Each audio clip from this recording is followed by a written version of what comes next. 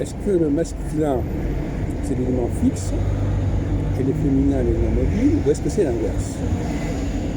Voilà une grande question que je mets en débat.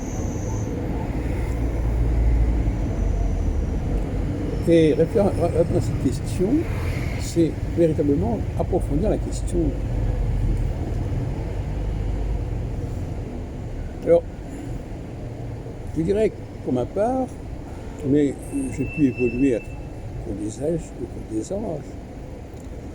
que désormais je pense que le masculin c'est l'élément fixe. C'est-à-dire que c'est l'élément sédentaire et le féminin c'est l'élément mobile. Il y a déjà un élément dans ce sens, c'est que ce sont les femmes, quand elles se marient, qui vont dans la famille du mari et pas l'inverse. Donc c'est la femme qui bouge, la femme qui se meut. Par ailleurs, l'homme est porteur d'une certaine énergie, d'une certaine semence,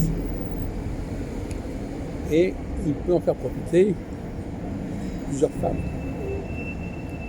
successivement. Et même d'ailleurs dans un délai très court. Il n'y a pas le cas des femmes qui, chaque fois, sont limitées à un processus de 9 mois pour enfanter.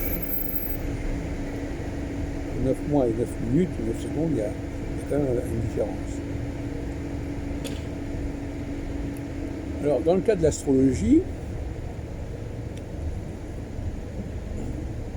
l'élément masculin aura été évacué en partie. Toute la question est là. Quel élément qui est évacué?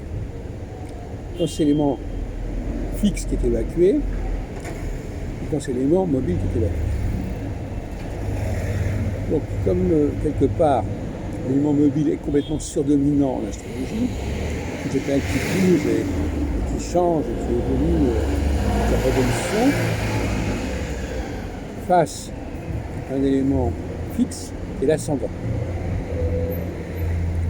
On a voulu nous faire croire que le thème natal était un élément fixe. Non, le thème natal, c'est jamais qu'un élément mobile à un moment donné. Alors que l'ascendant, lui, on ne peut pas dire à d'un côté qu'il y a le thème natal, à côté que les planètes du thème natal avancent. Et bien dans d'autres domaines, c'est pareil. L'élément fixe, c'est celui qui est à la source, qui est au centre du système, comme en astronomie par exemple. Le Soleil est fixe, l'étoile est fixe et les planètes autour tournent. Alors tout ça, ça paraît assez banal, mais finalement, si on interroge les gens au départ là-dessus, les gens sont assez perplexes pour y répondre. De la même façon, la langue française est un élément fixe masculin qui va féconder successivement ou simultanément une série de langues.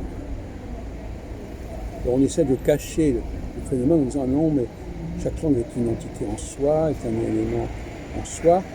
Et ça, c'est une construction totalement artificielle. En réalité, on retrouve dans l'anglais des milliers de mots français qui ont complètement transformé la langue anglaise. Et ça, c'est un phénomène assez particulier. Et d'ailleurs, je le disais dans une autre vidéo, que je ne sais pas s'il y a beaucoup de langues qui ont cette dimension masculine. Il y a des langues qui s'apprennent, bien sûr, on peut apprendre une certaine langue. La question n'est pas de savoir si on apprend une langue ou pas.